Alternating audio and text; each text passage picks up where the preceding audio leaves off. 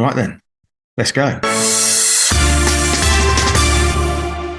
Hello, and welcome to another episode of 2-on-1, the Powerchair Football podcast, powered by MK Batteries. I'm delighted once again to be joined by Mr. Ryan Sipple. Ryan, how you doing?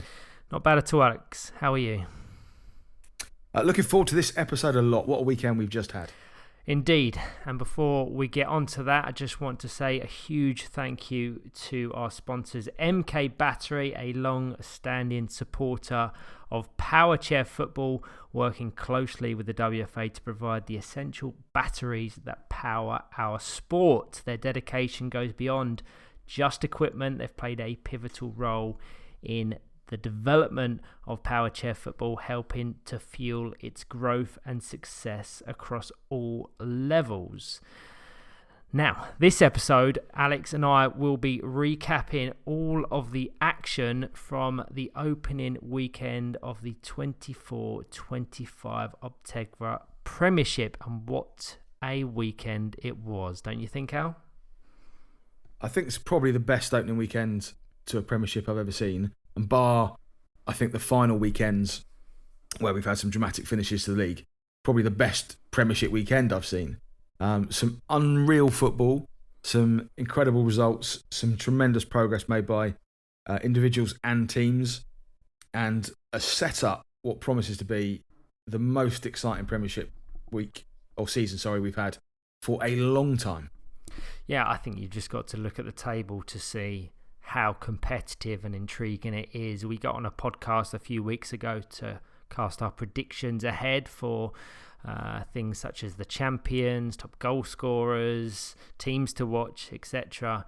And within that, we openly acknowledged that it could be a 4, 5, 6 horse race, and it's unfolding to be exactly that. And I cannot wait for game week 2 already. It's fascinating stuff. And we'll no doubt get into this as the podcast unfolds, as we typically do these recaps. Alex and I both have the table up alongside us, and we'll go through each team, talk about key moments, results, and maybe cast our thoughts ahead for the remaining 4 weekends. Before we do, I just want to say a quick thank you to the commentators. So during a National League weekend, we stream all of our games live across YouTube. And this weekend we had Facebook as well. Anyone that watches Powerchair Football regularly will know how beneficial commentary is for the whole experience, in terms of talking through the play-by-play stuff and adding some real colour to what we think is already an incredible product and sport.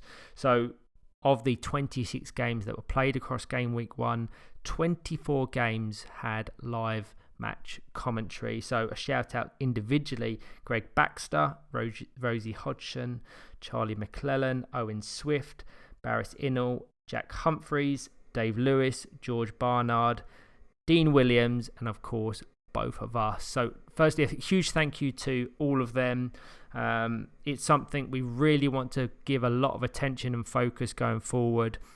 So anyone that's interested in supporting our commentary, both across the Championship and Premiership, please reach out, and we will endeavour to recognise the top contributors at the conclusion of the season. Big thanks to the team as well. They're all very positive and trying their hardest, and really enhancing the broadcast that we've managed to put together. So glad to make a big step forward in terms of percentage coverage. That's a good target to try and keep and exceed for the rest of the season.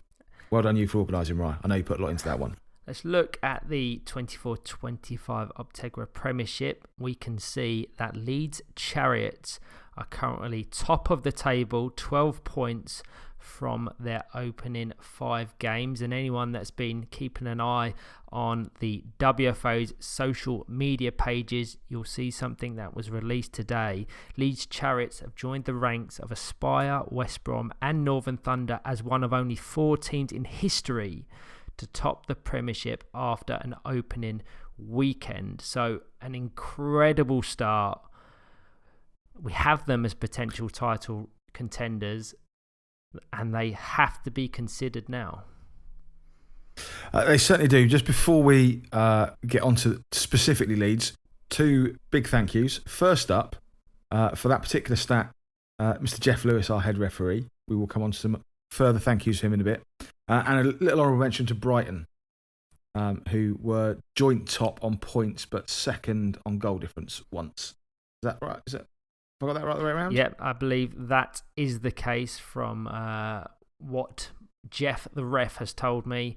Brighton narrowly missed out on goal difference once, but no one else has come close.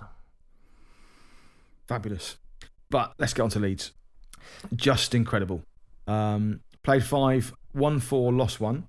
Goal difference of plus 12 and 12 points.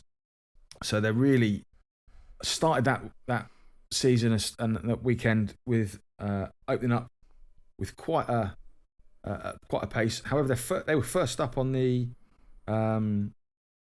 second up on the Saturday with what was really a really tough game, I would have thought, which was against Newcastle. And that's the game I would have thought, or one of the games I would have thought they would be looking like they might struggle in, but they looked solid. They did well. 1-1-0, 3 points in the bag. I think a draw there would have been really quite acceptable. But it wasn't until later on in the day, in the third game of the day against Teesside, where they came a cropper and lost 2-1. But the rest of their performances looked great. They move the ball very quickly when they decide to go. Certainly, Dan Rigby is very clinical, clean hitter of the ball. And when he gets that right, that certainly changes the shape of play quite quickly.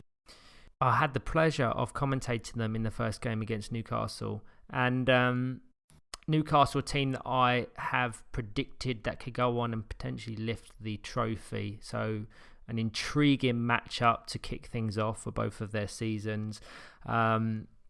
2 things to mention within that one is the 2 players in which failed their speed test prior to the game kicking off, 1 apiece in terms of both teams suffering the dreaded speed test. Jack Britton of Leeds Chariots and Cole Simpson of Newcastle. The reason why I feel it was significant is the fact that Jack Britton, such a versatile player, typically utilised as the most offensive of the 4 players. It meant the Leeds Chariots had to alter. Whilst Lewis Harris predominantly wears that green goalkeeper jersey, he plays in the centre.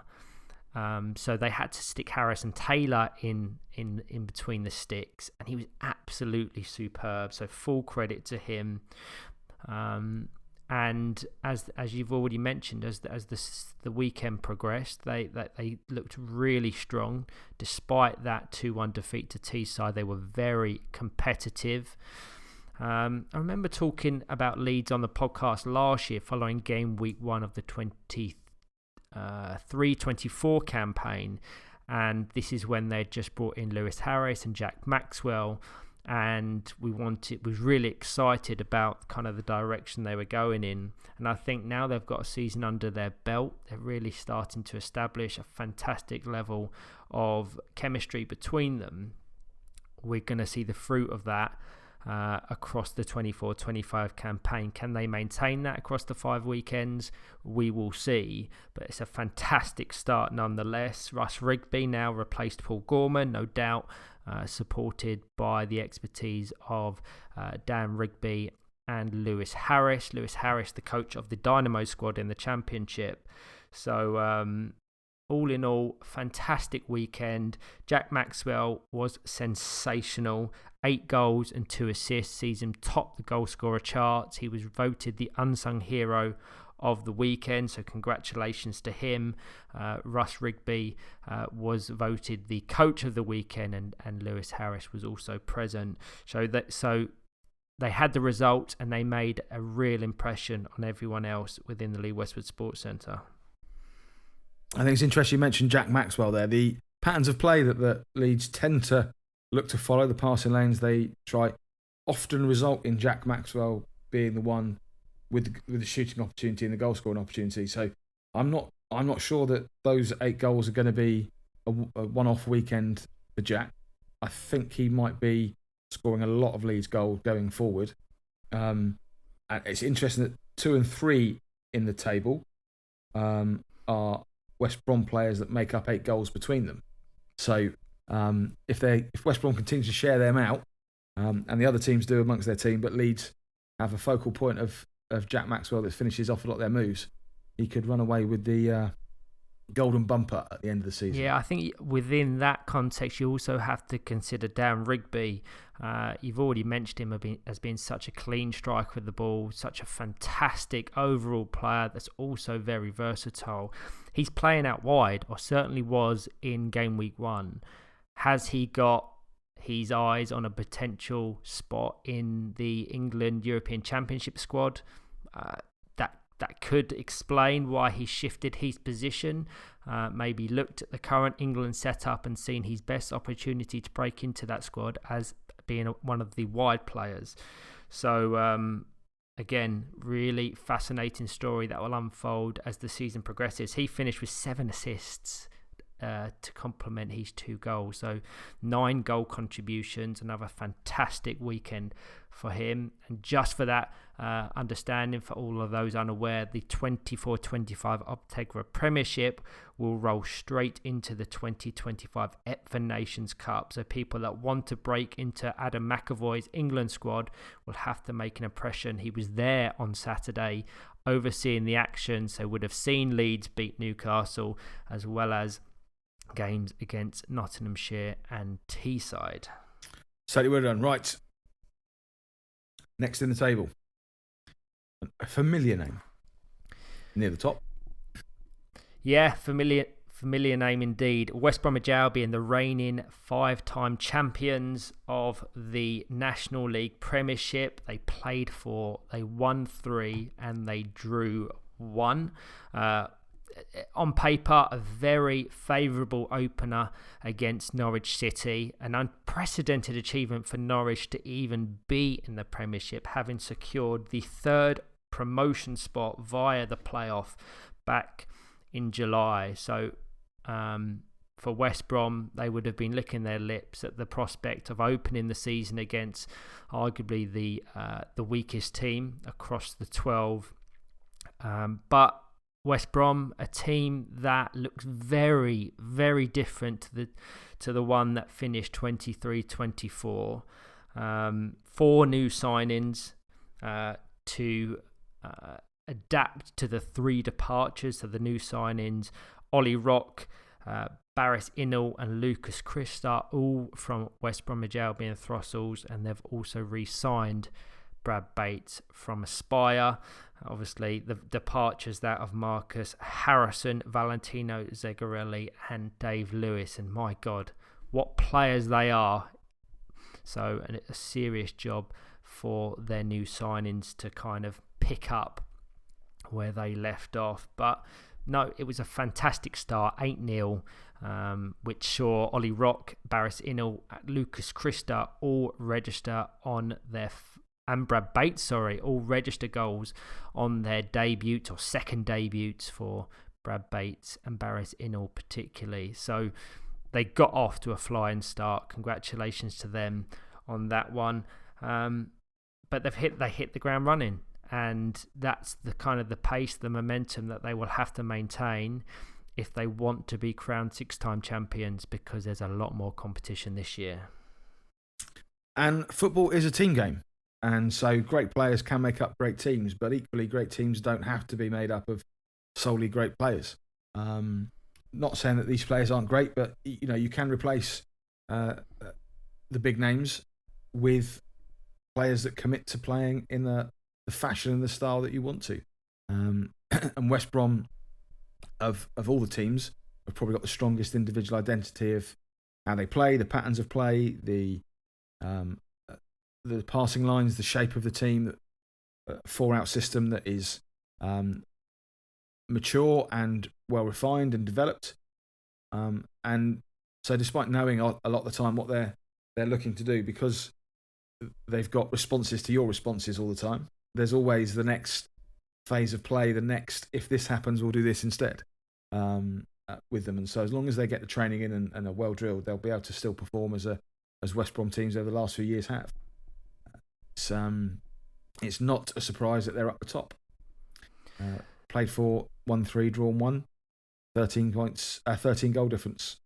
That's a good returner from 4 games. Yeah, and if you delve a little bit deeper into them results, you'll see games against Greenbank and Teesside are some of the tough teams in the divisions, the ones that will be in and around that title race. They saw off Saturday with a fairly comprehensive 4-1 victory over West Bromwich Albion and the Throstles, and then all eyes were on Sunday. They opened against Greenbank, and I didn't have the pleasure of commentating due to being on Court A at the time. It finished 0-0, and talking to people in and around the Lee Westwood Sports Centre, it was like a taste of their own medicine, coming up against Marcus Harrison, who's been amongst their ranks for so many years, been an asset to them in terms of locking up games in the dribble or being such a technical, attacking, wide, expansive player. And from the sounds of it, he just frustrated them so much. And on that, I'll bring you one of the Jeff the Ref stats for this one. Since the switch to the current 2-league format in 2011-12, only twice has a promoted team taken points off a defending champion. The second instance occurred at the weekend when Greenbank secured that point against West Bromwich Albion. Can you have any sort of guess as to when the first occurred? So, for me, that's a difficult one. I'm going to say that I think it's probably one of 2 teams that have come up. Both are fairly northeasterly. Am I in the right area? No. Ooh. Okay, I'm in the right area. I'll cut you off because you will be here all day. The reason why this stat is so fascinating is because the first time that this occurred was back in May 2013, when Bolton Bullets held Aspire to a 0-0 draw. The reason why it's so interesting is because a certain player was present in Greenbank versus West Brom at the weekend. Can you guess who that player was? Wasn't Marcus Harrison, was it? Marcus Harrison was present in both times in which a promoted squad has taken points off a defending champion. That's an incredible stat. Incredible stat. And yeah, 11 years separate them. So congratulations, Marcus. You continue to make history every time you get on the court, it seems. So yeah, Greenbank versus West Bromwich Albion, 0-0 it finished. Fantastic result for Greenbank, considering that was their first point of the season. We'll get onto them in more detail very shortly, but full credit to them. And West Brom's final game of the weekend. What a game. If anyone has 40 minutes spare, please go on the WFA's YouTube and find Teesside versus West Brom. One of the best games I've ever watched, ever had the pleasure of commentating on.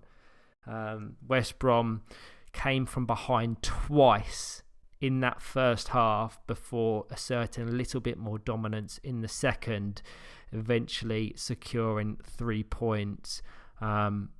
What a game. So were the goals quite late, the winning goals?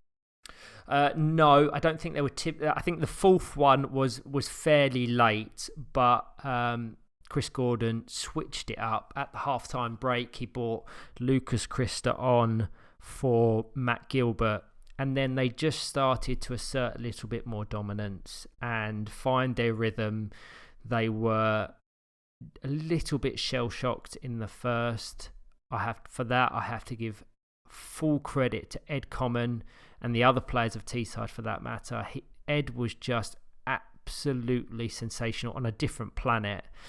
And it took a little bit of time for West Brom to adapt to. They eventually did. They figured out Teesside's game plan and they went on to take the 3 points, but far from a formality. And Teesside, if they consistently play like that across the 22 league season, they will be in for a shout.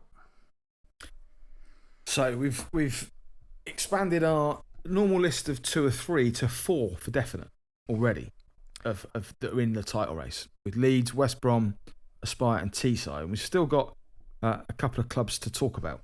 I think you've still got to consider Newcastle in that. But we will get on to them. But just on the last point on West Bromwich Albion, it's a favourable game week 2. They play Sevenoaks, Middlesbrough, Villa Rockets before another fixture with Greenbank. So on paper, you're looking at maximum points. Anything but that would surely be seen as a disappointment as they look to defend their crown. I think there's going to be quite a lot of disappointment this season for various teams. I agree.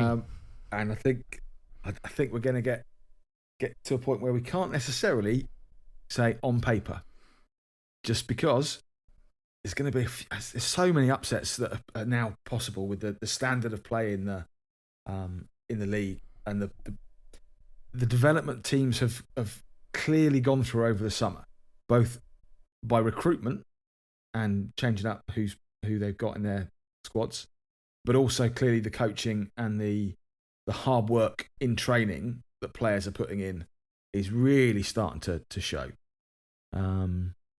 So we're about to move on to Newcastle, and you look at the players they've got in their squad and what they're capable of, and also what they did last year and what they're doing this year. And there's huge steps and huge development, both as a team and as individuals. And Teesside, they've got some players. How much of this is maybe as a result of the upcoming European Championships? When we're talking about West Brom, Leeds, Teesside, Newcastle, Aspire as 5 main points, and you could easily include Greenbank in that. Many of their players are currently in the England setup or have aspirations of being in the England setup. Do players increase their level when they know there's such a significant tournament coming up, or they just think that is just the professionalism that they have every time they get on the court, certainly at the top level? I think there's a few things that have driven the progress of the sport, both on and off. I say of the sport in England. The reason that I think we're seeing bigger steps forward and progression, partly the size of our competition has got to be the biggest in the world. 24 team National League is big. 12 division Premiership, 12 division Championship. That's a good standard for National League to be at. Plus, we've got that's supported by the regional leagues underneath. So the scale of which we've managed to get our sport to in terms of participation numbers, the number of clubs we have, and the club development program that WFA run, primarily through you and Adam, that's had an impact over the years. That's developed opportunities and enabled players to find the places to play and develop and learn. And also we have to recognise, I think, that we've got some trailblazing players in our league that are implementing both new ideas, new ways of playing, pushing the envelope on what can be achieved in an attacking sense, certainly, with Powerchair. And the adoption of the England systems or prevalence of the 4 out, I would say, in our top league, is because people want to play like England and they want to be able to be in with a shout of playing for England, so they need to learn that football. But that football's come about because 1 or 2 teams have been very successful with it in our leagues. So it's been proved to be successful. So people take it on and try it and learn and develop. And it's a natural kind of evolution of football, if you want, that's come as a result of that, and that's how it's come about. But it's because players and teams are pushing each other all the time. It's that competition it's the competitive element of what we do and the desire for people to be better athletes, to be better footballers and be better teams that forces them to look at where can we gain this next margin of advantage? Where can we look at weaknesses in the teams that we're playing? What can we look to exploit next? And so the innovation comes from that competition. Yeah. And that's why we've got this Premiership season we've got right now, is players are, Marcus Harrison, for instance, gone to Greenbank. Part of that is he wants to have his own ideas explored in a team scenario. So he's doing that, which is great for the sport. Teesside have got a couple of world-class England players in and amongst what they're doing. Aspire have got John Boulding. The West Brom's got Chris Gordon. Leeds Chariots with Dan Rigby and Lewis Harris pulling the strings. These are great players. Yeah. Newcastle with Ethan Fisher, Ollie Crawshaw, Cole Simpson. These are players that are capable of playing some phenomenal football and very high level football, international level football at their club week in, week out. And so we are really starting to see levels increase, margins of precision, margins of extra speed and accuracy. All of those are starting to come in to make a significant difference. And that's the level they're working at now, that centimetres and millimetres difference in terms of where they're passing the ball to. And their game understanding is huge compared to where it used to be. Huge. Players, would have a good level of skill. But because this modern day chairs are able to do perform and execute passes and plays and move the ball at a speed that they couldn't do before, because that's now possible, players' understanding of passing lines, of position, of what they're trying to achieve in terms of not just moving the ball, but moving their opposition out of the way, and how to do that, how to tempt the opposition to move, how to create the space and the shapes, and if they're combated, what to do instead, where there is always going to be an attacking option. And that's so exciting, so brilliant to watch, because you see something new every time. Every Premiership weekend, every team, you see something clever, innovative, different that they're trying to look at. And they've gone, okay, so a team's challenging us in that way, we're going to try this and do that. And so I think the standard of football at the end of this season is going to be incredible. I think that was evident for everyone to see across Gameweek 1. It's almost a cliche for us to say that this is the most competitive season yet. We had a conversation recapping Gameweek 1 of the Championship and said we was blown away by the quality of football at that level. And whilst it's the smallest it's ever been, there is still a significant gap between Premiership and Championship. That will come on to that later when we're talking about how the promoted teams fared, Greenbank aside. But it translates now across our streams, and the reputation of Powerchair Football is kind of intertwined with our flagship National League, and everything from the sponsors to the streaming and everything in between. I think that's all played a contributing factor to us having this leading product anywhere worldwide. You've mentioned 24 teams, a split across 2 divisions. While we're talking about 4, 5, potential 6-horse races, this is unprecedented stuff, and I really think we are leading the way, not just within Powerchair Football, but wider impairment-specific football within England, across Europe. It's just absolutely unbelievable. So I'm here for the ride, and cannot wait to see how the season unfolds. You spoke about certain players adapting their approaches and implementing their ideas when referencing the 2025 Vet for Nations Cup, which is scheduled for, I think, September next year. So there will be no National League football in between the end of this season and the start of that major competition, in which England will be defending their title, defending their crown, in which they secured in 2019. You're seeing players adapt their positions to try and force their way into the conversation.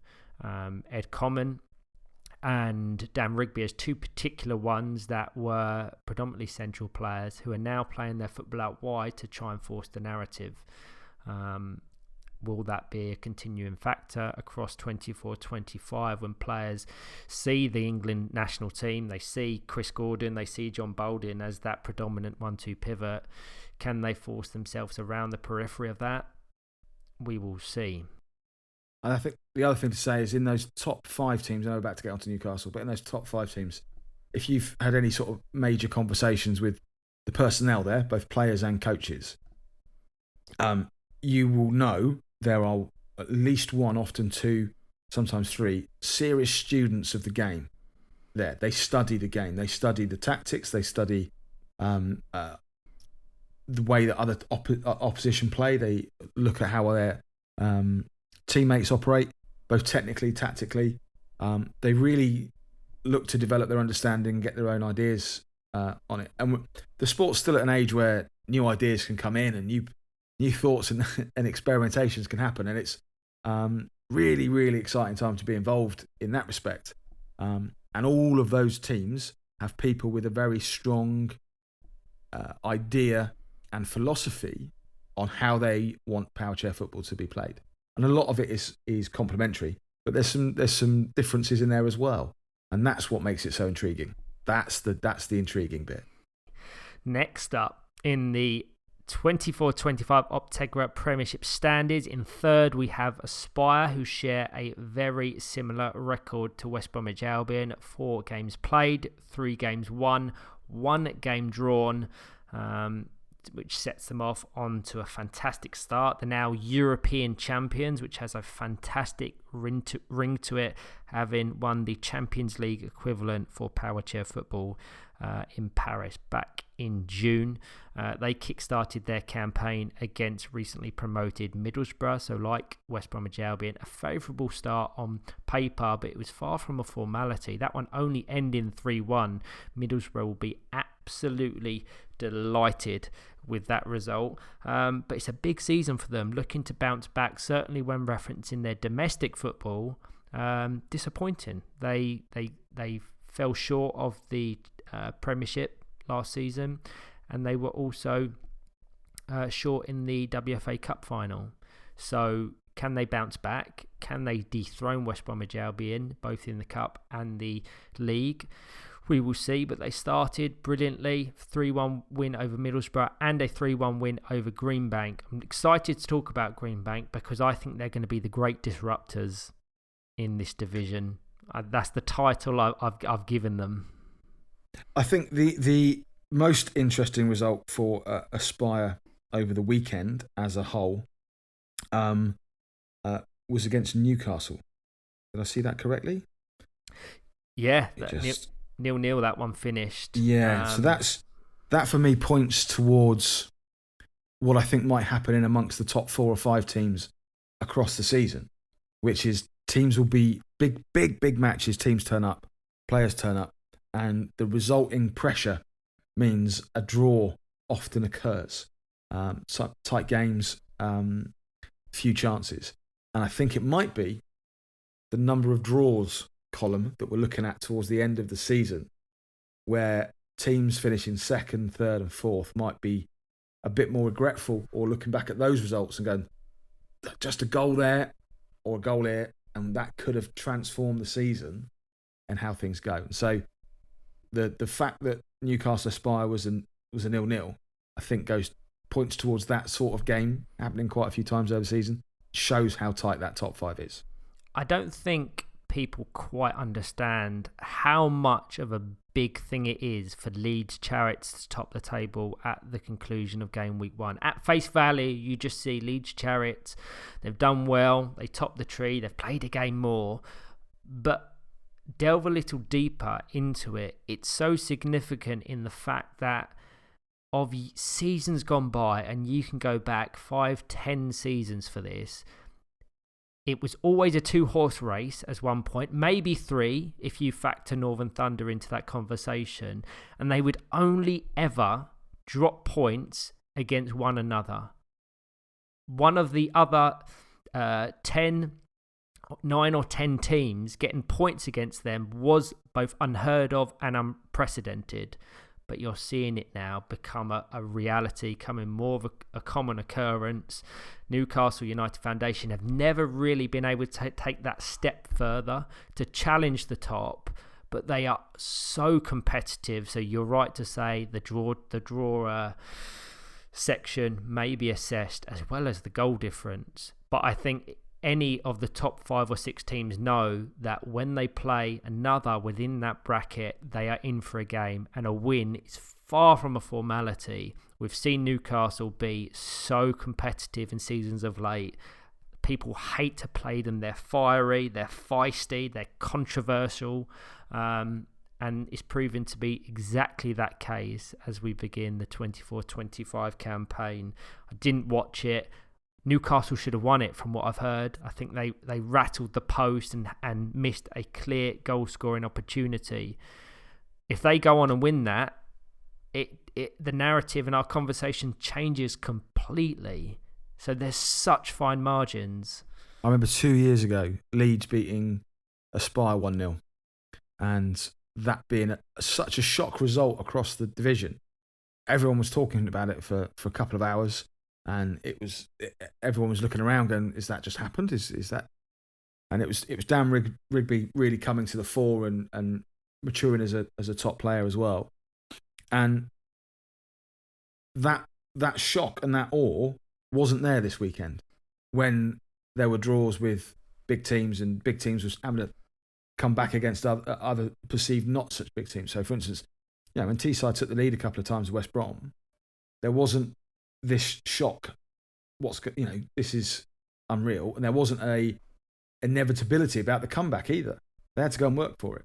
So the perception, I think, of all this, of the top 2 we've had before with West Brom and Aspire, and previously Northern Thunder been in that mix as well. But that I think is that gap between them is smaller than it's ever been. And that's the time when you often see John Balding step up. So it's going to be another intriguing challenge for him in his career, where he's not just fighting out against one other team. He's leading his team against 3 or 4 of them. I was watching him across Gameweek 1, and I truly think that the levels of consistency that he produces season upon season needs to be studied.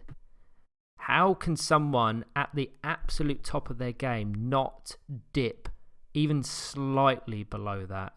If anything, it looks like he's improving. He's reading the game more. He's gaining more experience. And you're seeing it integrated within his game. And a conversation I had with him recently and listening to the Aspire podcast, I think he's really starting to appreciate the coaching side to his game. He's obviously registered as the head coach of the European champions, and he never typically liked that title. He didn't like the coaching side. He was there to be a captain, to be a leader, and kind of coaching the tactics and techniques wasn't his strong suit. But I think he's starting to appreciate that now. And you're seeing that within the other Aspires games. They brought in John Dixon, playing an unfamiliar role out wide already. He looks like he stepped up his level. I think Dan McClellan is the perfect case in point for a player being inexperienced to just come in, learn under John Balding, and become one of the leading players anywhere in the world. Forget England. So I think his consistency and now his coaching needs to be studied, because it's just such a fascinating story. We know John is never happy with anything other than a win, anything other than a trophy. He would have hated the fact that West Brom picked them to the post last season. So now, no doubt, that will be at the forefront of his mind as the season unfolds. As you know, Alex's Powerchair rules number 1: never bet against John Balding. The man's a very, very talented, I don't want to use the word freak, but standout individual when it comes to reading the game, seeing the game, chair control, unreal. And I think interesting that he's starting to look at that coaching side, tactical and technical aspects of the game a bit more, potentially because of the challenge that is being presented to him in our National League. That's great for the game too. One of our biggest assets we've got as a human being, really getting involved in the development of young players and new players coming through. It's great. Really, really good. Absolutely is. So firstly, congratulations to Aspire. Unbeaten start to the 24-25 campaign, which is exactly the way they would have wanted to start. Game week 2, more favourable on paper. They play Nottinghamshire, they play Norwich, they play Throssell's. Teesside on the Sunday afternoon will be the real test. December 14th and 15th, for all of those unaware, is game week 2 of the season. So as we progress down the table, we now come to Teesside. Of their 4 games played, they played 3, lost 1. So a good start.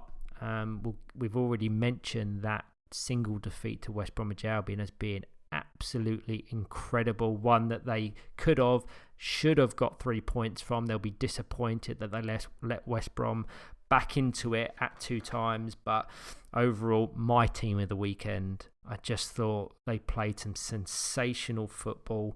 If you look at the fixtures on paper on Saturday against Greenbank and Leeds Chariots, they got 6 points, and they are tough opponents.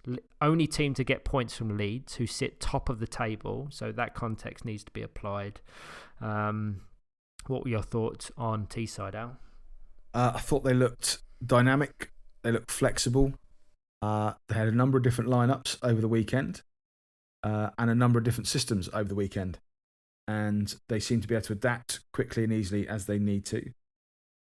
The signing of Greg Baxter has given them the option for 4 out with Greg and Tyler, or Greg and Ed as double pivots.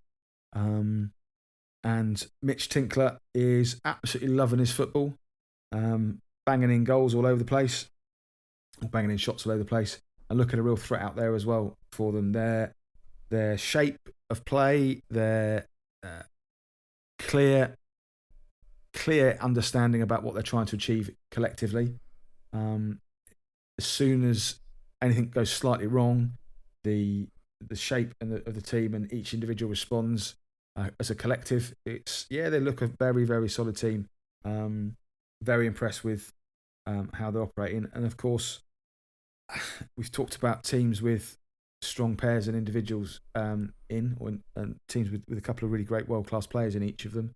And they've got Tyler Reeve and Ed Common, so they're not struggling there for their top 2 players. And they've added Greg Baxter to Mitchell Tinkler, Alistair Haig, and Dylan Pearson as well. They've got a strong squad there that play some great football. So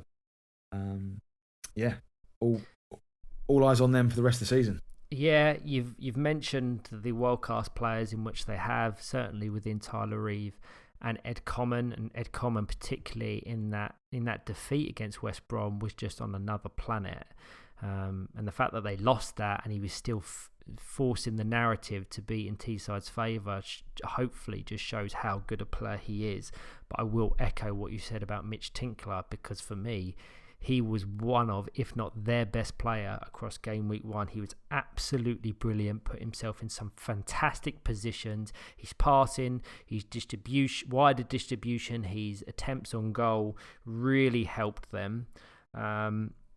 He's currently on the Regional Emergent Talent Programme. No doubt he'll be progressing through the ranks fairly quickly. Can he follow in Tyler Reeve's footsteps? We saw Tyler have a fairly meteoric rise through the ranks, the NETP and now the England senior squad. He won't want to dip below that now, but it's the perfect example for Mitch to follow. Dylan Pearson was fantastic against Leeds. He was brought on in the second half and made the difference. Could have scored a hat-trick within about 10 minutes. Just the one which helped them get the 3 points over the line.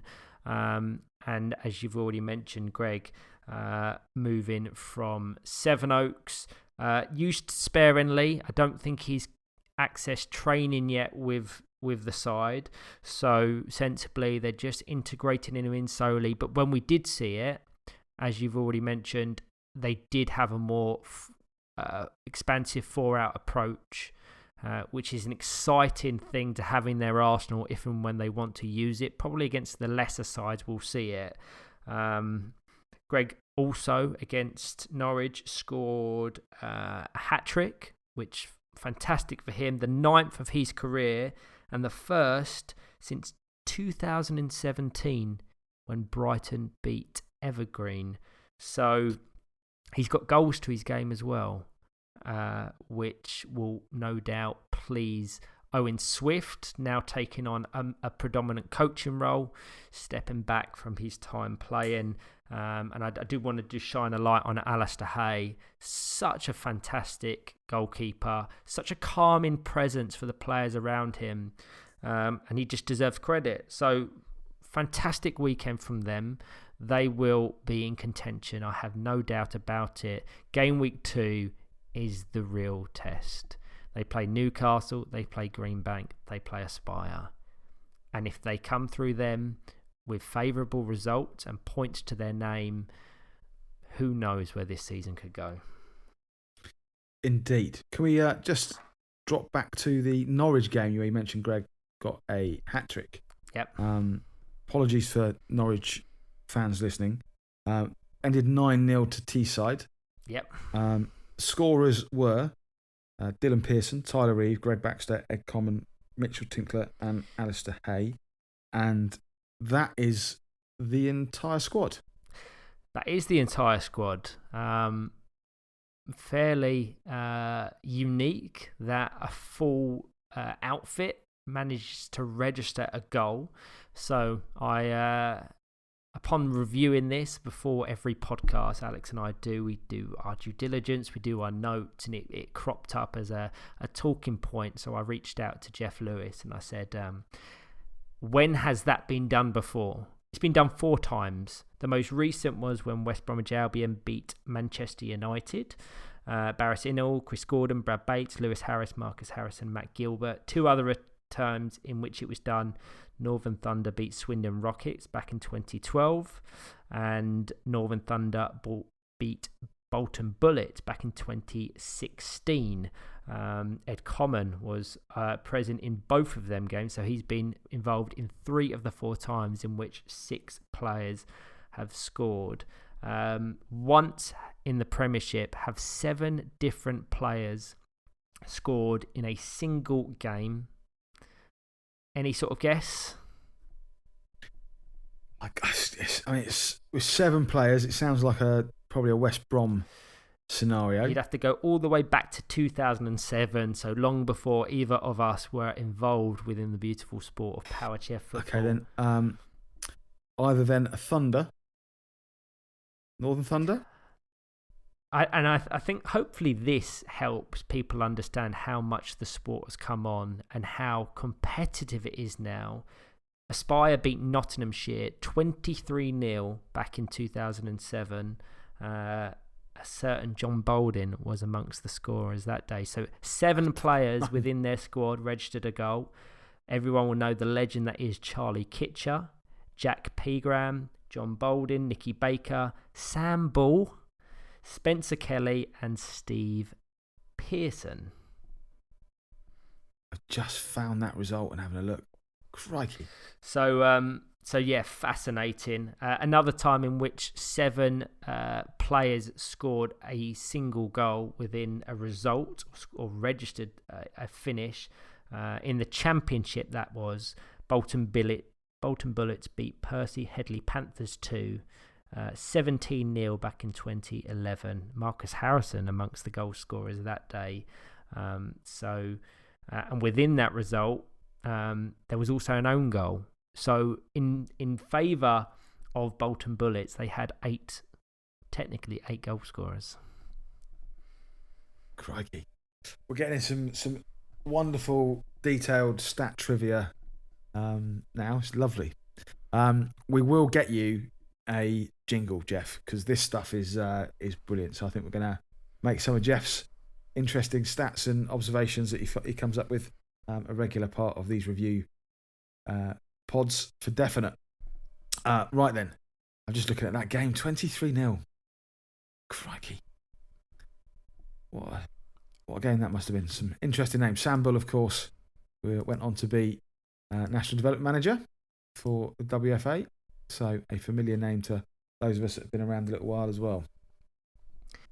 Next up in the table is Newcastle United Foundation, another team that will want to force the narrative in their favour to be potential title contenders. They're currently 5th, played for 1-2, drawn 1, lost 1, so 7 points to their name.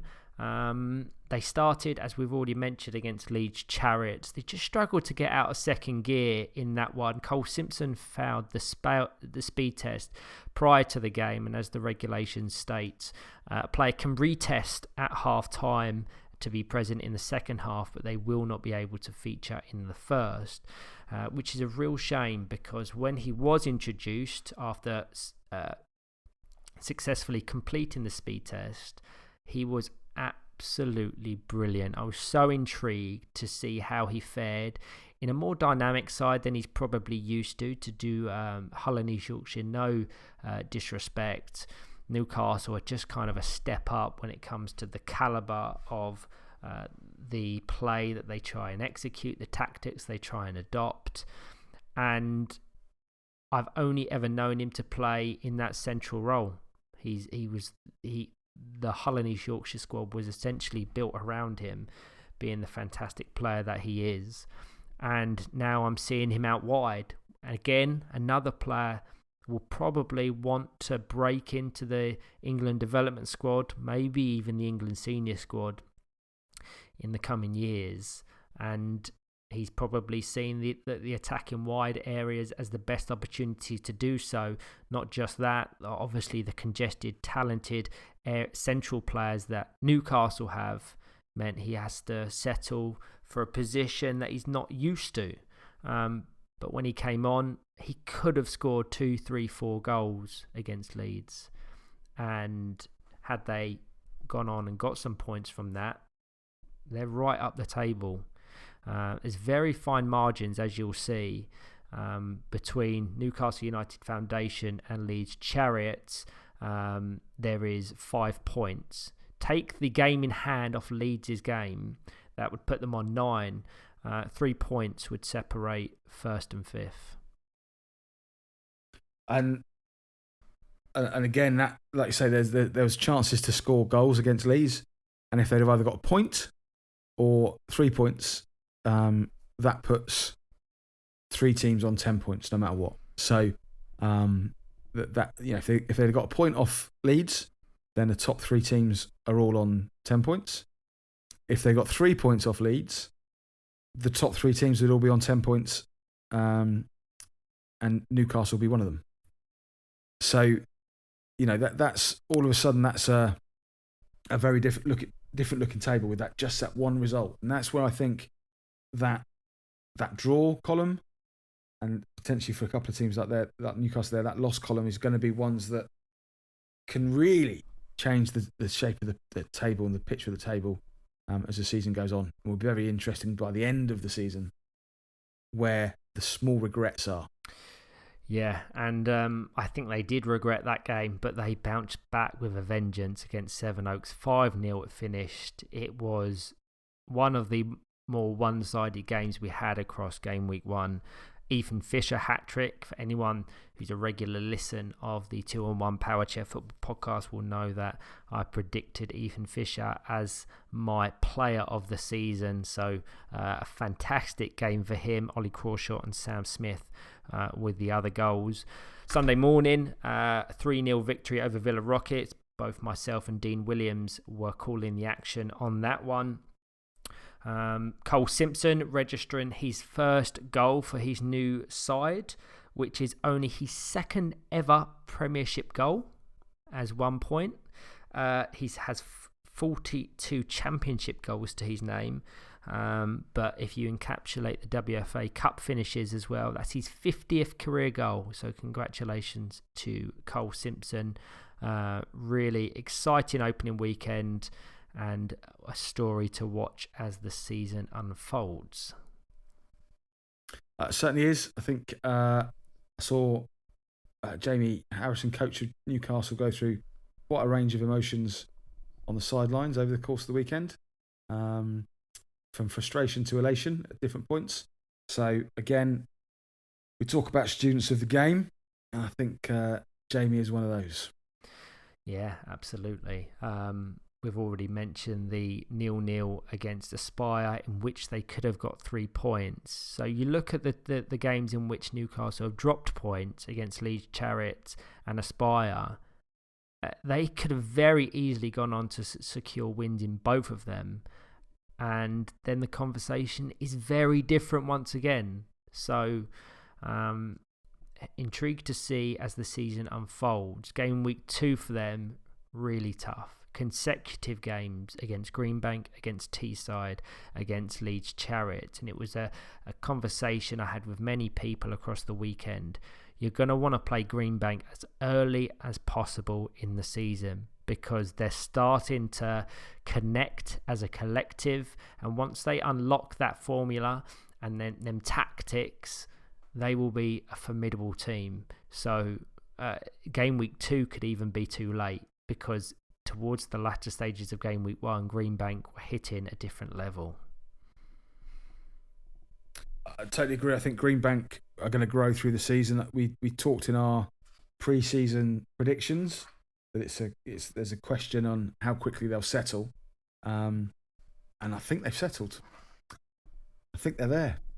I think they've kind of got to where they've got to. So the timing on which you get to play a team such as Greenbank, and to an extent some of the newer teams that are coming up as well, Middlesbrough as well, I think will dictate how well you get on against them. Next in the table, we have Villa Rockets. They have played 5, they have won 2, they have lost 3, having 6 points to their names. Like their championship counterparts in Villa, Rockets, Lions, fairly probably underwhelming start to the season compared to expectations. Like many across the Premiership division. And just for context, I've tallied it up to have 18 different signings across the 12 teams, which, if you pair with the 15 signings made across the Championship divisions, that's 33 players moving up, moving down, moving across.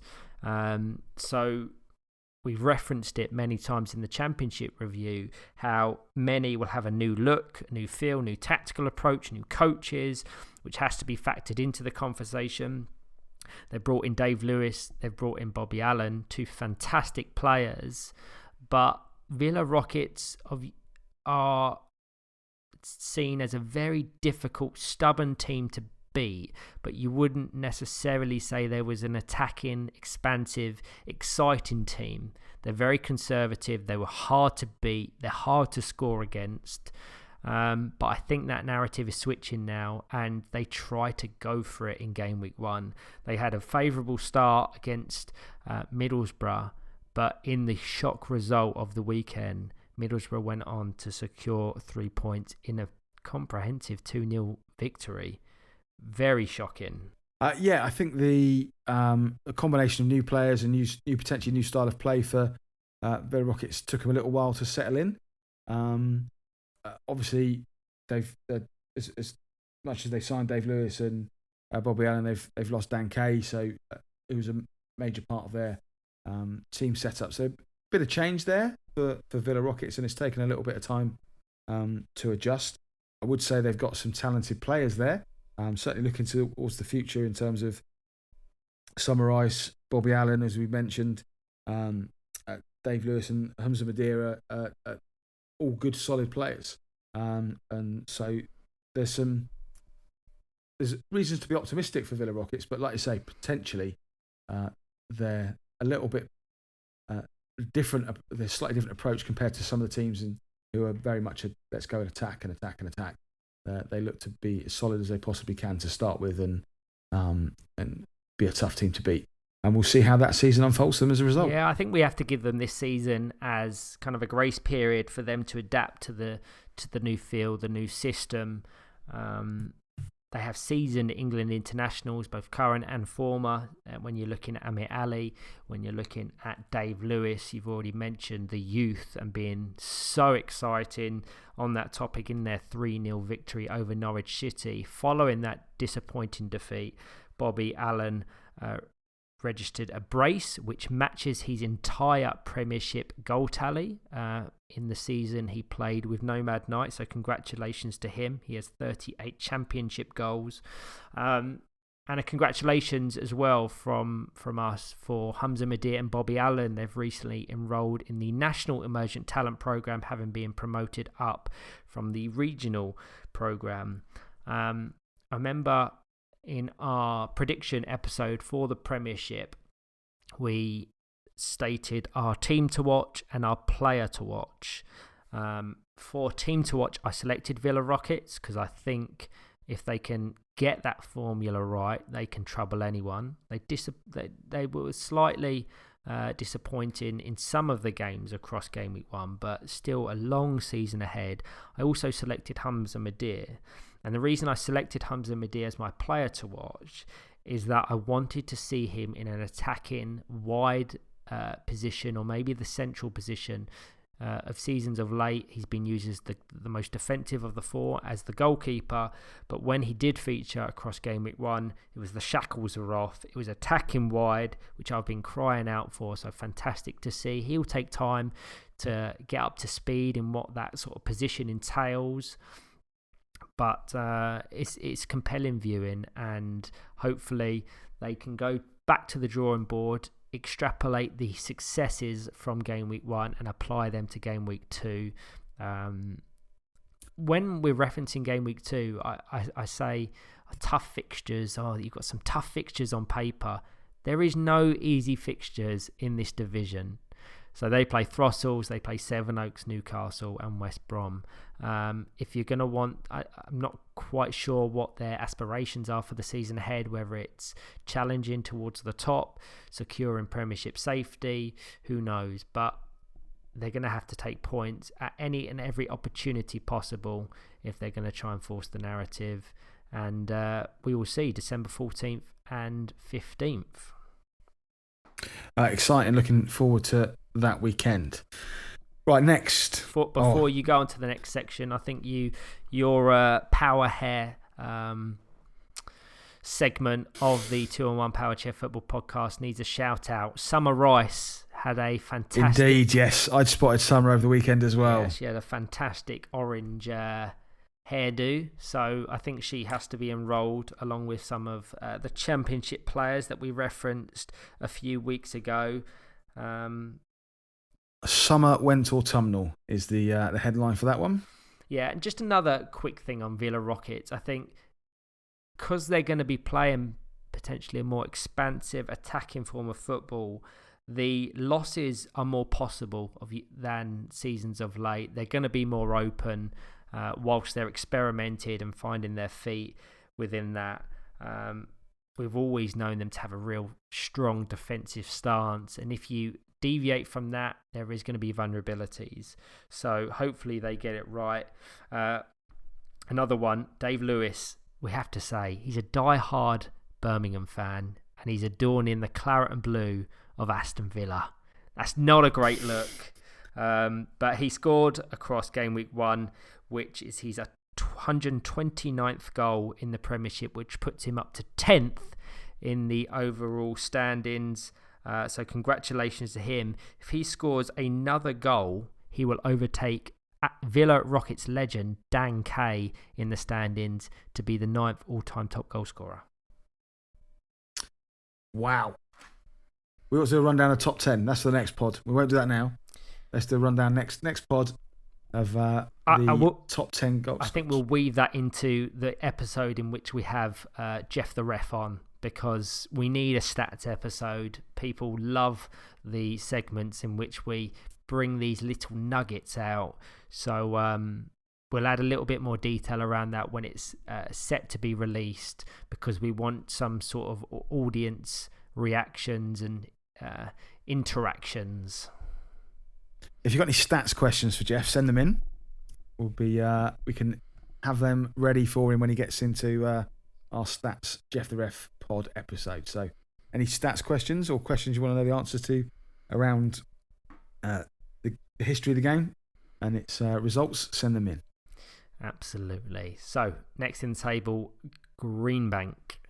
Now, if you said at the start of a season, a promoted team on their opening weekend is going to play West Bromwich Albion Throssels, managed by Colin Gordon, West Bromwich Albion, Aspire and Teesside in their first 4 games, you wouldn't really give them much chance of a point.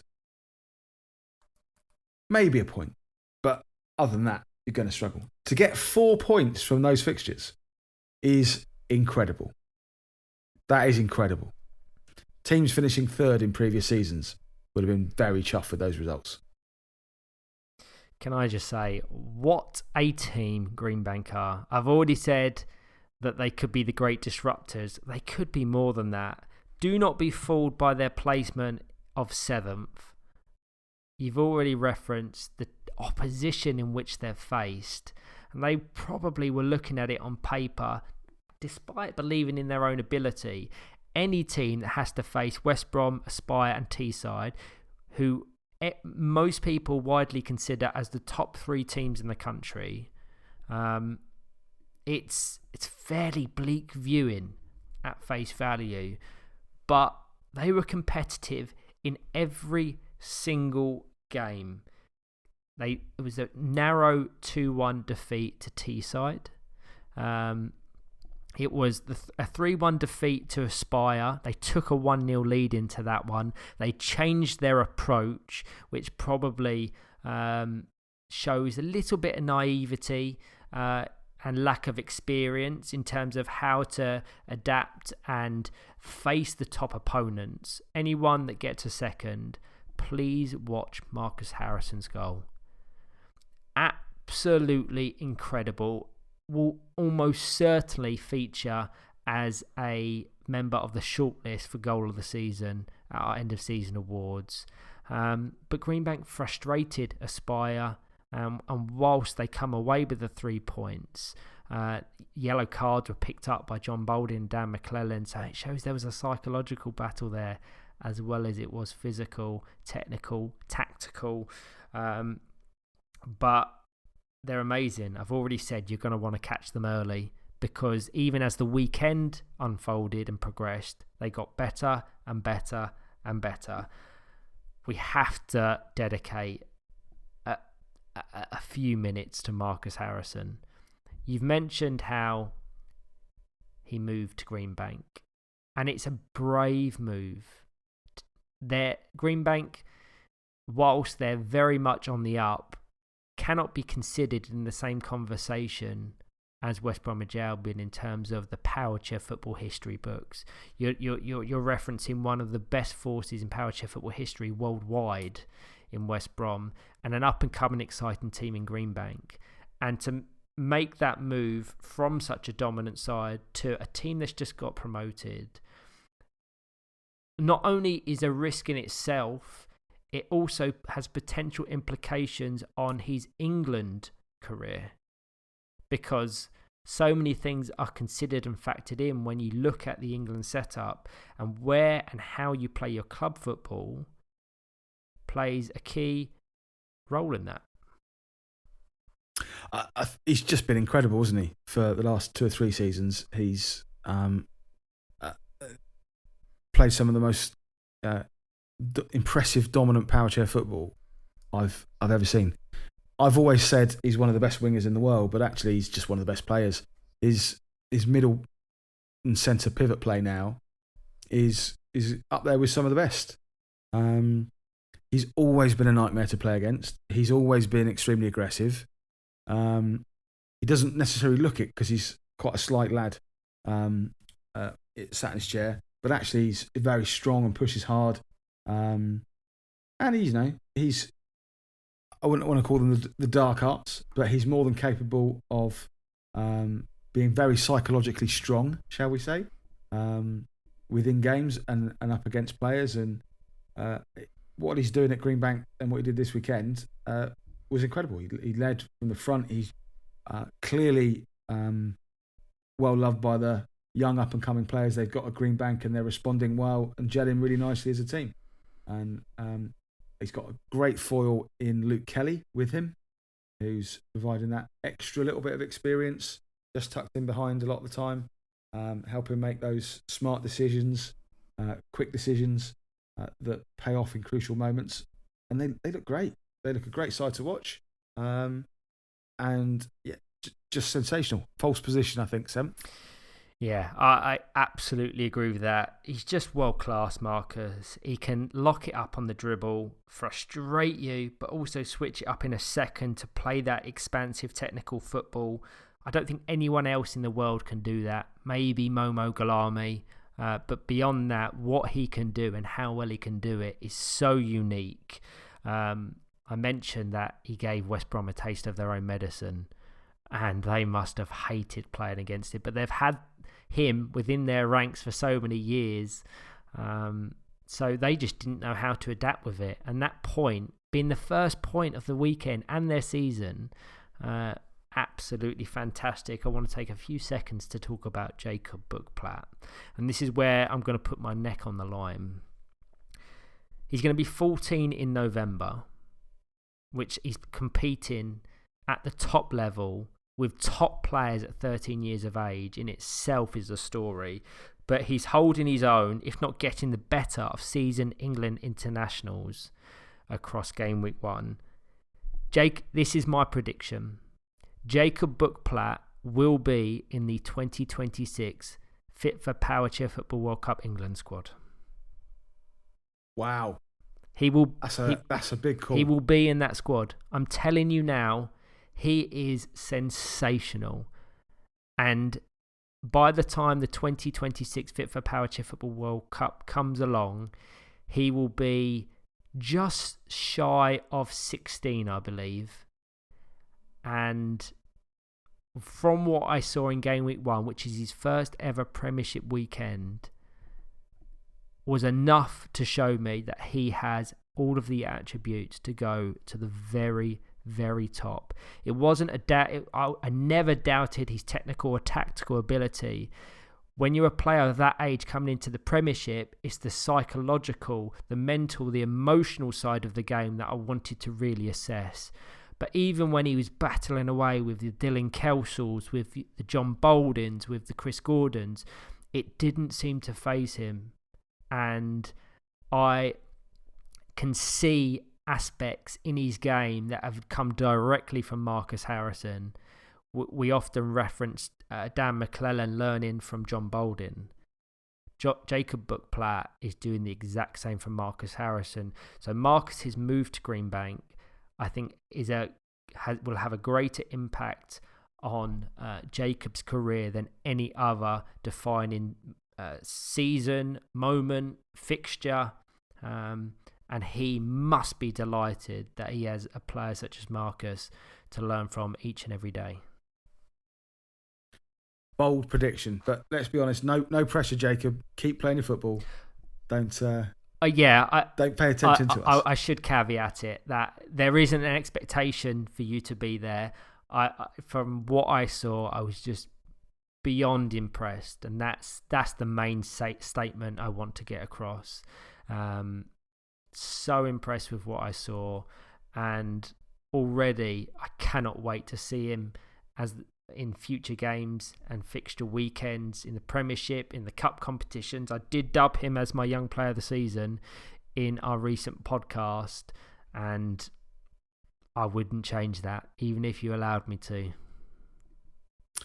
Right then, moving on down the table, we are on to Nottinghamshire AFC, finishing 8th after the game week M1. Played 5, won 1, drawn 1, lost 3. -5 goal difference, 4 points on the board. I should say 7th to 10th all have 4 points.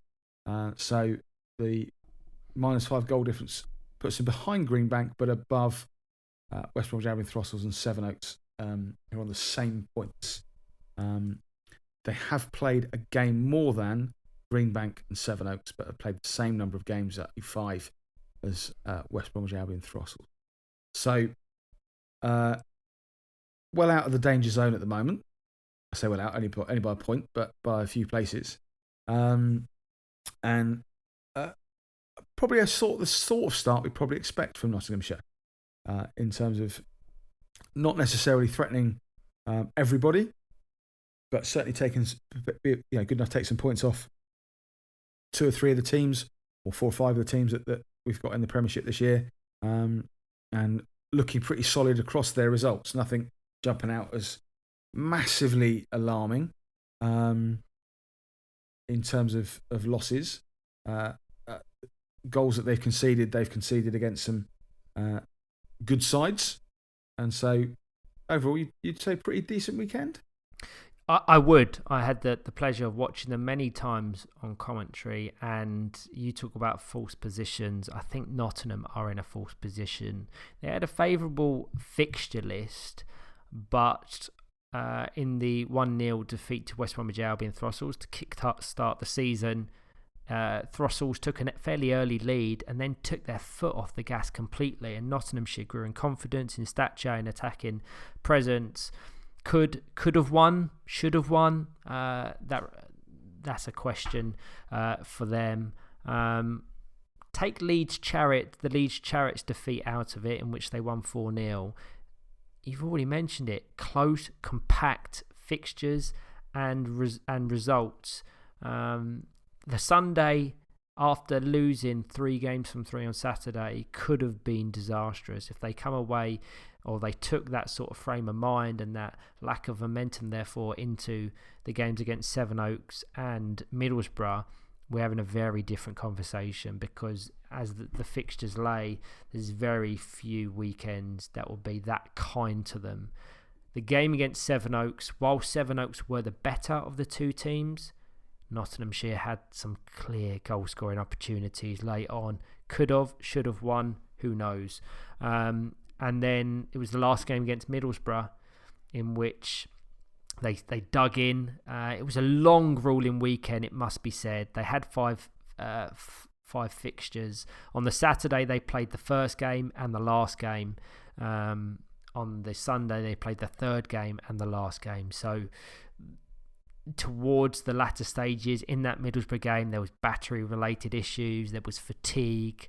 The stakes were high, but they managed to get the 3 points over the line. Leighton G providing the goal, the single goal in which they scored across Gameweek 1. So congratulations to him. The big story on commentary was the acquisition and the performances of Sean Donoghue, Republic of Ireland international, who's come over to compete in the Optegra Premiership alongside his brother Thomas, who represents Norwich. But it's about taking their chances, and the results could have gone in their favour or been more comprehensive had they been more clinical in front of goal. So if they can get that right, I think they'll be okay. But as already mentioned, it was a very favourable fixture list. They're playing teams that will be struggling towards the bottom of the table. Beyond Leeds, none of them would be considered as title contenders.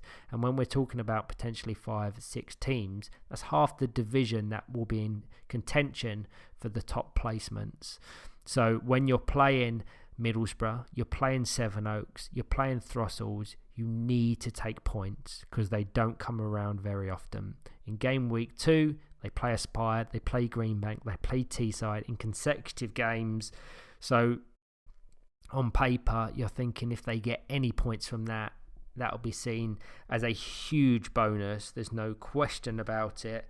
Adam Langley starting his first National League season in over 2 years, which is fantastic to see, having many absences across the last 2 seasons. So he's starting to re-establish that connection with his brother. One thing I will say is the core of this squad is the same squad that finished 4th in the 21-22 campaign. and they were only pipped to the post by Northern Thunder in the final weekend. So take that out of consideration. That this was a team that's comfortably towards the top rather than the bottom. Matthew Hadfield, Sam Langley, Adam Langley were all key components of that squad, and they're all still present. They've added quality, if anything, to this season with the acquisitions of Sean Donoghue, Leighton G and Kieran Wade. So they've got the personnel. Can they adapt to the competitiveness of the Premiership now? We will see across the 5 weekends, but a false position, I would say, after game week 1. I tend to agree to an extent. I also want to say I think the standard at the top's gone up as well, and certainly the below the top 2 or 3 as well. So they're very talented and they've finished high before. I think they've got to really work hard and push themselves even more if they want to keep in that position. Because I don't think it's a static position. I think that the standard in the league is going up and up and up. Right. 9th in the Premiership table after game weekend 1. West Bromwich Albion Throstles. Probably the most important new signing for them would be that of coach Colin Gordon, coming in from previously managing England to manage the Throstles team. Large than life character with very clear ideas about football and how he wants it played. And a challenging first weekend for them. I know they hadn't managed to get together training-wise for various reasons many times before the opening weekend. So still got plenty of time to embed new ideas, embed fundamentals and principles of play. But finishing 9th, tough weekend. Very tough weekend, grueling 5-fixture weekend. I was watching them on commentary for their opener against Nottinghamshire, and the first 20 minutes they just blew me away. You were seeing elements of the England-esque 4-out DNA implemented within their game, and I thought this could be a real season for West Bromwich Albion and Throstles. They took the lead, brilliantly so, and then they just took their foot off the gas in the second. They just didn't pursue any further goals or inflict any further damage, which just allowed the opposition to grow in confidence. It's a very different feel, look, tactics. You said he's very stubborn, and I mean that in a good way in terms of he wants football to be played a certain way, but he kind of needs the personnel to do that effectively. He's coached the best players in the world at England senior level. And to do the Throstle squad no discredit, they're not quite at that level yet. They're a young, developing squad that will have aspirations of reaching that one day. But only 2 players from the squad that finished 23-24 were present in the opening weekend, that in Jonathan Davis and Amy Wharton. The other 4 that comprised their squads in Amy Lee Julian, Abigail Bolt, Regan Kemp and Matty Harrison, all brought in from various clubs across the country. So it's a steep learning curve for all of their players to adapt to a new system, to new players, to new positions, let alone the expectations that are placed upon their shoulders via Collins. So it was a tough weekend. Playing Greenbank, playing West Bromwich Albion, they'll look at that Norwich game, potentially, maybe even that Sevenoaks games in which they should have won. We'll get onto Norwich shortly, but I think you was commentating 4 consecutive penalties saved by Regan Kemp. I know it was the referee bringing it back due to Regan Kemp moving prior to the ball being kicked. As I say, so that game was interesting for a number of reasons, not least that the penalty rule in the WFA National League differs slightly from the international laws of the game. In the international laws, the goalkeeper is able to sit sideways behind the line and move constantly before the ball is struck. After discussion with our players and consultation with coaches and players and teams, we voted to change that law or have a different interpretation of that law, so that for penalties in the English National League, you can goalkeeper can sit sideways behind the line, but they can't move until the ball is struck.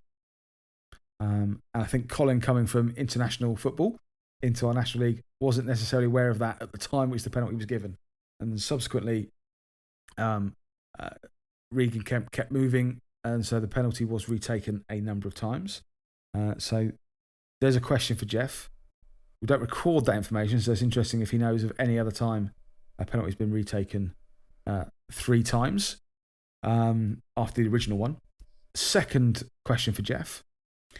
West Bromwich Albion started that game with the side or the lineup of Jonathan Davis in goal, Amy Lou Lee Julian in the centre, Abigail Bolt and Amy Wharton on the wing. So the first time I'm aware of 3 outfield players all being female in the National League, which is excellent to see and noteworthy. So I thought I'd mention that.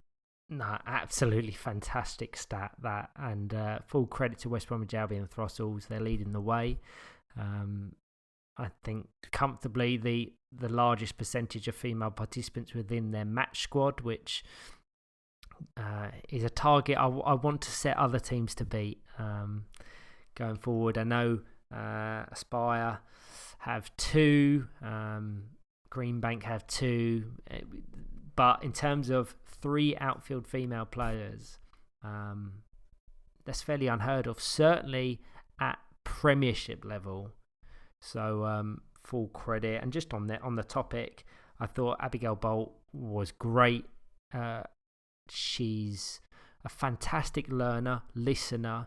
It's the challenge to her is to implement the instructions that are given to her. She plays out wide. She has a fantastic touch, and as already mentioned, in that opener against Nottinghamshire, I was seeing some real elements within her game that I've no doubt come from Colin and being in and around the West Bromwich Albion hub. Amy Lee Julian, I regarded as one of the standout players of the last 2-3 seasons in the Championship. It's a big step up for her. So we'll give her a little bit of time to bed in and get used to the increase in pace. And overall, when you're looking at all of their players, they're all adopting a new feel, a new system, a new position. Jonathan Davis was playing in the centre when I watched him, which is he's unfamiliar with that role. Regan Kemp was the goalkeeper when we saw him feature for Nomad Knights last season. He was kind of the main central pivot centre player. So a lot of learning to be done ahead of Game Week 2. Tough weekend. They play Aspire and Leeds within Game Week 2. So can they go back to the drawing board and figure out a way to attack this league? Indeed. And I think that's the interesting thing for Throssels will be to watch their development and watch their implementation of Colin's ideas across the season and see how they get on there. Also, just to add in on the bigging up the female members of our community and their achievements in our sport. That game also featured 2 female match officials out of the 3 as well. So excellent representation for our female athletes in that game. Good stuff to see. Yeah, absolutely. Thank you for highlighting that. In 10th, we have Sevenoaks, played for 1-1, drew 1, lost 2, so 4 points, just for a little bit of context as our National League operates. The Premiership, the 12-team Premiership, will see the 11th and 12th positions be automatically relegated at the conclusion of Game Week 5. Whoever stays in 10th will play whoever finishes 3rd in the 24-25 Optegra Championship. So if and where possible, teams will want to avoid 10th as well.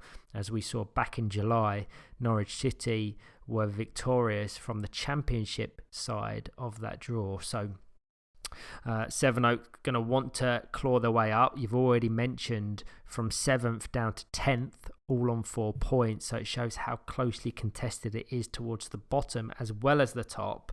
I did watch them many times, and had they got 3 points over the line against Nottinghamshire in their final game, we're having a very different conversation. They would have secured 6 points from a possible 12 in a weekend in which they faced Aspire and Newcastle United Foundation. Did you get to watch them at all, Al? I only saw about 10 minutes of Sevenoaks for various reasons. Often I was either commentating or entering data for matches on the other pitch that they were on. Sometimes that's just how it goes, and you don't get to see a team. But I had a little chat with their players. They seemed in good spirits. They seemed like they'd stepped up a little bit in terms of responsibility. Obviously, Adam McAvoy taking on the England role means he's stepped away from any coaching responsibilities at Sevenoaks.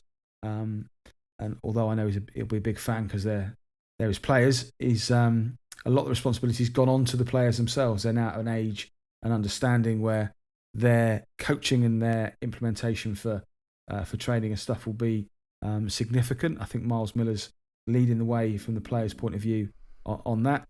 So there's a little bit of adaptation for them to do, but it's evolution, not change as such. And I think they're going to be okay. They sound like they're confident enough in that division and happy with how their football's going, that they'll be all right, and they will find themselves higher up the table in future weekends. Yeah, despite the challenges, I thought they were absolutely brilliant, and they played some really nice technical football and another false position maybe. James Mason, a real presence, communicator in defence. Miles Miller, a really good technician out wide. One of the best at controlling the ball, always stays in reverse, which aids his visibility.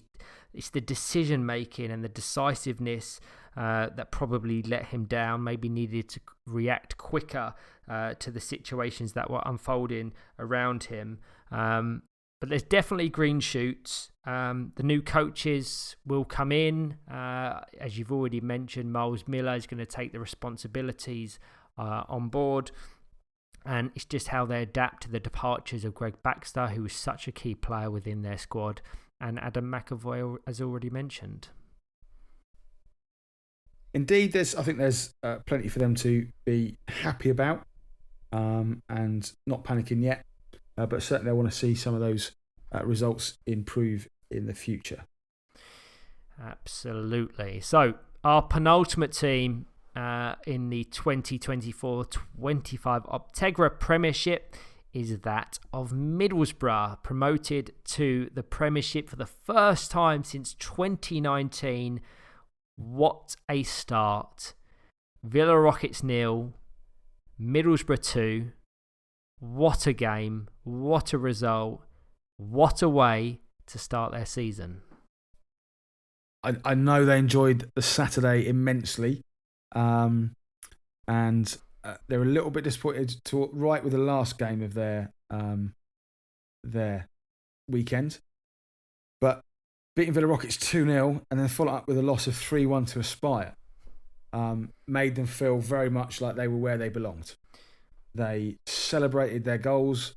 They celebrated their good play. Always positive attitude. If they let a goal in, I saw Kaz Bean on the side of the pitch and coaching. She's got a young team full of encouragement, saying not to worry, that's not a problem. No one's fault. They're just a good team. Let's go and do our thing.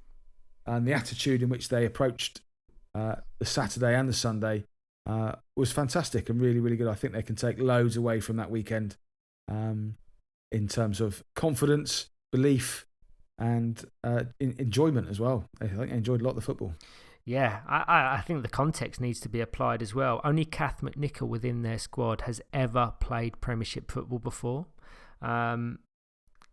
If you take her out of the squad, the average age is 16 years old. So it shows how young their Wow. squad is, competing in the Premiership for the first time. I want to give full credit to both Caroline Goldsborough and Kath Goldsborough for the group that they've nurtured and developed, the players that are enjoying their football, they're enjoying the experience of competing with the best players in the world. And we've already cited that the Premiership, as well as its strategical, technical, tactical side, there is an emotional, there is a psychological element that has to be considered. That's why we do so much work around the safeguarding of players and the well-being of individuals, because coming to the division, that comes with expectation that they wouldn't be used to, but they adapted brilliantly. They played with smiles on their faces, and I can't wait to see how they fare across the remaining weekends. James Found, I thought, was absolutely sensational. He's like the silent assassin. He reminds me a lot in terms of his demeanour and how calm he stays, like Ed Common. And if he can start to weave the technical side into his game, which he can do very well, he will be a real player in the years to come. In that 2-0 victory over Villa Rockets, it was a brace from Thomas Pettigrew, who's recently signed from Sale United. Only the third ever Scotsman to play in the Premiership. He scored 3 goals across Gameweek 1 of the 24-25 campaign, which matches his entire goal tally from last season in the Championship. Yeah, I think he's been going to be a good signing for them. He's got quite a few goals in the various places he's played, including internationally. So he's certainly going to be able to add goals to them, is Thomas. And then, like you say, the overall approach of Middlesbrough, alongside the fact that they are a young team and therefore learning and developing all the time, means that the future's bright. There's lots of potential for growth. There's loads of spare headroom for their development and to get better. So this weekend we'll have said to them, right, we can stay up. We can definitely stay up.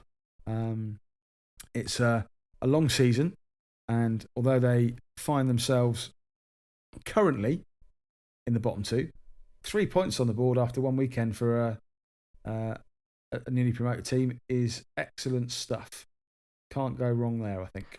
I agree, and that makes me reluctant to read out the fixtures in Game Week 2 for Middlesbrough, because in a 4-game weekend they play their fierce rivals Teesside before West Brom, Newcastle and Leeds Chariots.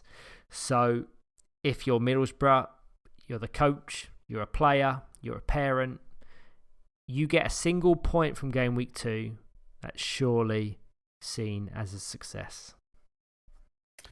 Totally agree. Right, on to bottom place in the table, 12th position. Another of the newly promoted sides, Norwich City PFC, came up via the playoffs. Played 4, drawn 1, lost 3, minus 20 points. 20 goals, 1 point on the board. And you've got to say, even just having a point on the board is good for a newly promoted side. Certainly one that came out via the playoffs. Like we say, there's a bit of a gulf in speed and quality between the Premiership and the Championship. It's getting closer, but that's also in the context of the Premiership getting better. The Championship is also getting better, but that gap's still there. And Norwich had a torrid weekend, but eventually tweaking around and moving around, they did find themselves a slightly more solid setup for players, with Joanne George getting into goal, with Thomas Donner, new signing from Ireland, taken up in the middle, and Henry Barnard and Jack Fulcher out wide for them. That lineup seemed to add a bit of solidity to their defence, and Thomas and Joe seem to be under better understanding of each other's games than other lineups had. So that resulted in a bit more strength and a bit more solidity. They were 7-0 down at half-time against Teesside when they made that switch and lost the second half by 2-0. And then they went on to play West Bromwich Albion Throssels and got themselves a point with a 0-0 draw. So they certainly added some defensive solidity to their setup as a result of those changes. Yeah, I think we've already mentioned that it's an unprecedented achievement that they're even here competing in the Premiership, coming up via that playoff, which hasn't been done in over 10 years. So that in itself is an achievement. They need to take this as kind of a bonus year of competing against the best teams, the best players, and enjoy the experience. Facing reigning champions, West Bromwich Albion, in the opening game is far from ideal. No one wants that, whether you're a team that's come up through the playoff or you're an Aspire, you're a Teesside. Everyone wants to get a little bit of football under their belts before they play them real big games. And the first game in any weekend, let alone the first of the season, is always kind of referred to as a bogey game. There's a bit of rust that needs to be coaxed out of players in the early morning fixtures. That's why you'll typically always see them fare better in the afternoon. So that needs to be factored in. We've already spoken about the point in which they did secure against West Bromwich Albion Throssels being one in which they could have gone on to win. If Thomas Donoghue scores that penalty and they secure 3 points, a very different conversation. Once again, it's a reoccurring thing when we're referencing teams and players and positions in the table. Young player of the season of the Championship, Henry Barnard, got his first taste of Premiership football. So congratulations to him. Jack Fulcher, as you've already mentioned, another player coming through the ranks with the Canaries. But if I could give them any advice, I would just say enjoy the experience. There is no expectations on your shoulders. Come and enjoy the experience. And if you manage to secure points along the way, great. That's seen as a bonus.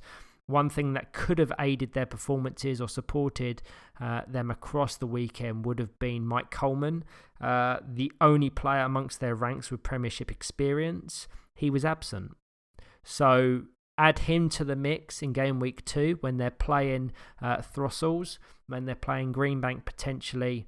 They'll look to be a little bit more competitive, but nobody expects them to really come and blow opposition away because it's amazing that they're even here. Certainly is, but I think they did themselves proud in the sense that they got elements of control within games, and certainly against Throssels they started to create some opportunities as well. So they can look to pick up points against specific teams in the league, and you never know where that might lead them. Other teams have got to do the same to do better than them. So enjoy it, work hard, concentrate on the positives, and try and play your own football.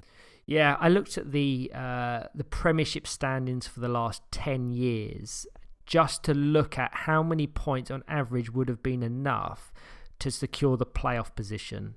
So 11th and 12th automatically relegated. On average, what does a team need to acquire? How many points does a team need to acquire across the 22 league games to force themselves into either safety or that playoff position? How many do you think? Safety or playoff?